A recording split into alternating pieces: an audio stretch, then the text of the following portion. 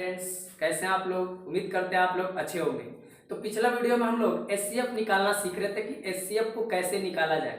तो दो मेथड को हम लोग पढ़ लिए हैं, यानी कि किस किस मेथड से, यानी एक हम लोग पढ़े थे भाग विधि से कैसे, बाय डिवीजन मेथड से कैसे हम लोग एचसीएफ ज्ञात करते हैं, और फिर हम लोग पढ़ लिए थे कि आपका बाय कॉमन फैक्टर मेथड। अभी हम लोग पढ़ेंगे प्राइम फैक्टर मेथड, यानी कि अभाज्य गुणनखंड विधि से कैसे हम लोग किसी चीज का एचसीएफ ज्ञात करते हैं। तो आइए स्टार्ट करते हैं। क्या है आपका थर्ड नंबर है कि आपका अभाज्य क्या, by prime factor, by prime factor method. ठीक है, तो क्या करेंगे, इसको हिंदी में कहते हैं अभाज्य क्या, अभाज्य गुणनखंड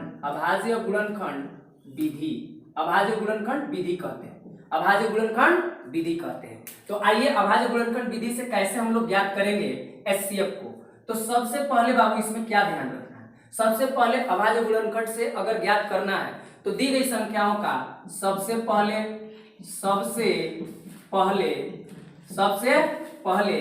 दी गई संख्याओं का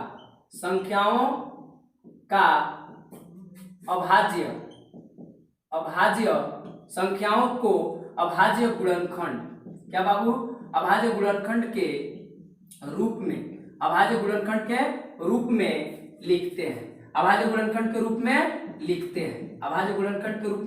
लिखते हैं। आइए सेकंड नंबर कह रहा है, उसके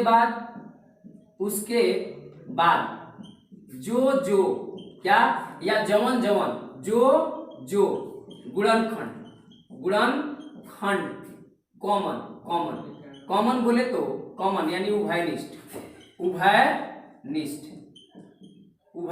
यानी कि कॉमन उभयनिष्ठ, जो गुणनखंड कॉमन हो यानी उभयनिष्ठ हो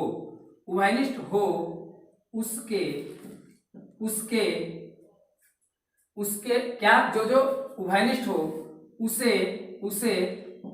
उसे लिखते हैं।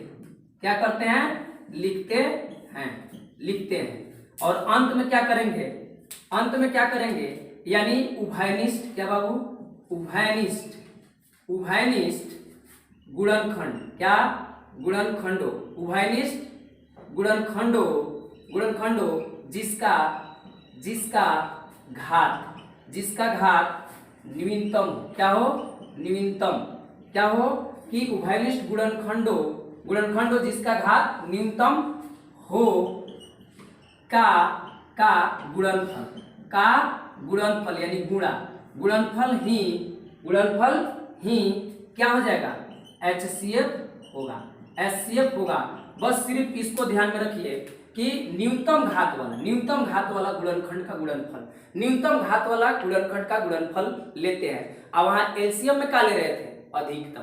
ठीक है, इसमें क्या लेंगे तो एकदम रिलेट करके पढ़िए, आसान हो जाएगा, वो भी रिवीजन हो जाएगा, ये भी, और एक ही बात से दो चीज हो जाएगा आपका। ठीक है, एक तीर दो निशाना। ओके, तो देखते हैं आगे कि कैसे इसका निकाला जाएगा। ठीक है, इसको कैसे निकालेंगे, तो कोई भी मान लीजिए क्वेश्चन ले लेते हैं। क्वेश्चन नंबर मान लीजिए 1 लेते हैं। जैसे आपको कह देगा यहाँ पर कि 6 का, चाहे मान लीजिए यहाँ 12 ले लेते हैं। क्या ले लेते हैं हम, 12 एंड 30 का एचसीएफ ज्ञात करें। का एचसीएफ बराबर क्वेश्चन मार्क, इस मेथड से निकालना है। तो सबसे पहले हम क्या करेंगे, इस 12 को तोड़ लेंगे। 12 को क्या करेंगे, इसे तोड़ लेंगे। 2 बार में 6, फिर 2 बार में, फिर इतना आ जाएगा। और फिर किसको तोड़ेंगे, हम 30 को भी तोड़ लेते हैं। 30 को तोड़ेंगे तो कितना हो जाएगा आपका 15, फिर कितना जाएगा 3 से कितना हो जाएगा आपका 5। तो यहाँ देखिए 12 को क्या करेंगे, 12 को जब निकालना है, 12 का क्या हो गया बाबू, 12 का गुणनखंड, 12 का क्या हो गया गुणनखंड, यानी कि चाहे ऐसे नहीं, इसको तो उस मेथड से चला जाएगा। 12 को क्या करेंगे, 12 को ऐसे लिख सकते हैं, क्या 2 के पावर 2 इंटू 3 लिख सकते हैं। और उसको क्या लिख सकते हैं, 30 को लिख सकते हैं कि 2 का पावर 1 और 3 का पावर 1 इंटू 5 का पावर 1।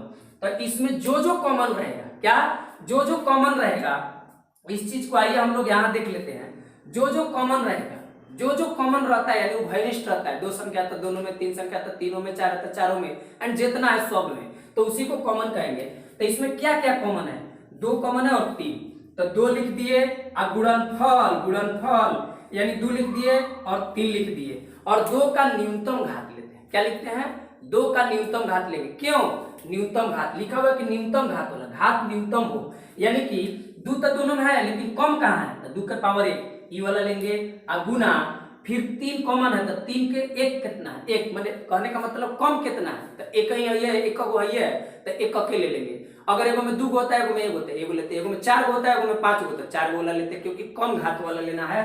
तो ये फिलहाल दोनों में बराबर है, तो बराबर है तो कोई चीज बराबर है तो बराबर वाला ले लेंगे।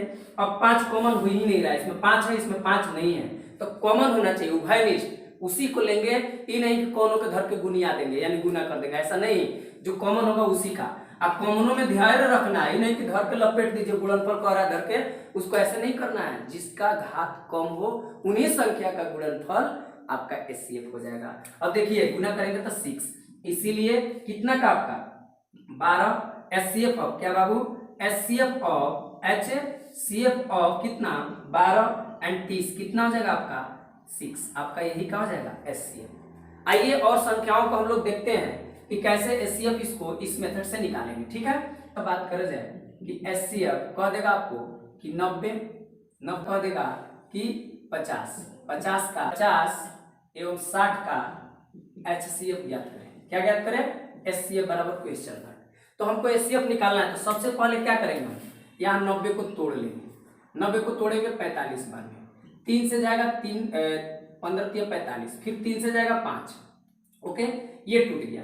अब हम यहाँ 50 को भी तोड़ लेंगे, कितना बार में, 2 बार में आपका 25, फिर 5 बार में ऐसे हो जाएगा। फिर हम किसको तोड़ लेंगे, फिर हम तोड़ लेंगे 60 को ले जाइए तो 2 बार में 30, फिर 2 बार में ले जाइए तो 15, फिर 3 बार में ले जाइए तो 5, ऐसे हो गया।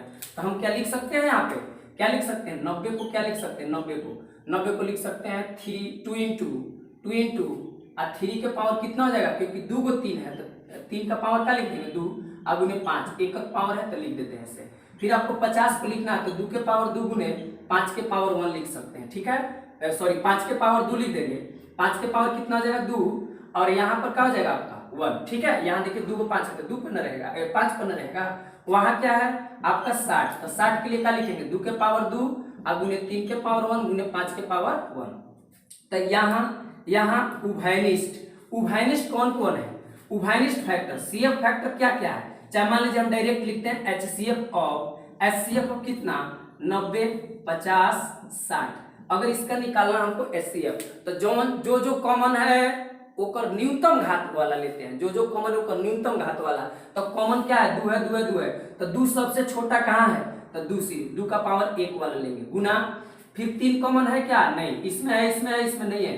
कॉमन का मतलब जितना संख्या सब में 5 है, 5 इसमें है, तो 5 इसमें एगो है, इसमें 1 है, इसमें 2 है, तो कम वाला न लेंगे, यानी कम वाला लेंगे, यानी गुना करेंगे तो 2 गुने 5 आ जाएगा, कितना आ गया 10। तो इसीलिए एचसीएफ फाइनली हम लोग का निकल गया 90 50 और 60 का एचसीएफ का हो गया हम लोग का 10 आंसर हो गया, क्या हो गया 10। ठीक है, तो जब भी हमको किसी भी संख्या का किन्हीं 2 या 2 से अधिक संख्याओं का एचसीएफ ज्ञात करना हो बाय प्राइम फैक्टराइजेशन मेथड यानी कि अभाज्य गुणनखंड विधि से, तो सबसे पहले हम लोग ऐसे व्यक्त कर लेते हैं, और जो कॉमन होता है उसके न्यूनतम घात वाला कॉमन फैक्टर के गुणनफल ही क्या हो जाता है आपका एचसीएफ हो जाता है। तो आइए कुछ क्वेश्चन और कर लेते हैं। ठीक है, 3rd नंबर क्वेश्चन है कि अगर मान लीजिए 2 के पावर 5 है अगुने 3 के पावर मान लीजिए 4 है इंटू 5 का पावर 1 है। ठीक है, कॉमा यहाँ पर दे दिया 3 का पावर मान लीजिए 2 दे दिया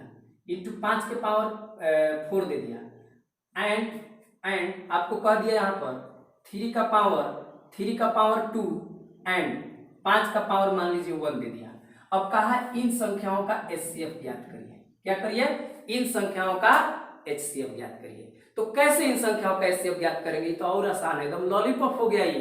क्यों, क्योंकि हम लोग संख्याओं को ई रूप में व्यक्त करते हैं, ई रूप में दिया है। तो क्या करेंगे, सबसे पहले इन संख्याओं में क्या है कि मान लीजिए कितना है, तो आपको सोल्यूशन में क्या है, हल में आपका 2 का पावर 5 अगुने 3 का पावर 4 अगुने 5 का पावर इतना है। फिर आपका क्या है कि 3 के पावर 2 अगुने 5 के पावर 4 है, फिर कितना है 3 के पावर 2 अगुने 5 के पावर 1 है। तब बाबू यहाँ पर HCF ऑफ HCF कितना हो जाएगा, इन संख्याओं का HCF कितना हो जाएगा, तो HCF बराबर होता है जो कॉमन है उसका न्यूनतम घात वाला फैक्टर का क्या गुणनफल। तो जो कॉमन है, क्या क्या कॉमन है, 2 है इसमें नहीं है तो लेंगे नहीं, 5 है कॉमन और 3 है कॉमन, तो 3 लिख दिए और गुना 5 लिख दिए और 3 कम वाला लेंगे तो यहाँ 4 गो 3 है, मैंने यहाँ 4 गो 3 है, यहाँ 2 गो है, यहाँ 2 गो है तो 2 वाला ना लेंगे, 5 कै गो, एक लेंगे, क्यों, क्योंकि एक ही न्यूनतम है, तब 5 वाला हो गया। कितना हो गया, 3 दूनी 6, सॉरी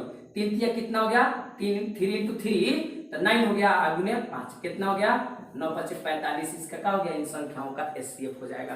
तो आई थिंक कि आपको HCF के बारे में इस फैक्टर मेथड से आपको समझ में आया होगा, तो आप निकाल सकते हैं। आइए एक और संख्या ले लेते हैं हम लोग। 4 नंबर क्वेश्चन है कि अगर मान लीजिए क्वेश्चन इस टाइप के है कि मान लीजिए यहाँ 3 है, यहाँ पर क्या है 5 है, 3 और 5 का मान लीजिए लॉलीपॉप हो गया एकदम, 3 और 5 का निकालिए, तो 3 का क्या करेंगे हम लोग, 3 को क्या लिख सकते हैं, 3 और 1 पावर 1 दे देंगे, और ये जब 5 का लिखना है तो क्या लिख देंगे, 5 का पावर 1। क्या कुछ कॉमन हो रहा है, नहीं, तो नोट याद रखिए, नोट याद रखिए, बहुत बड़ा नोट है।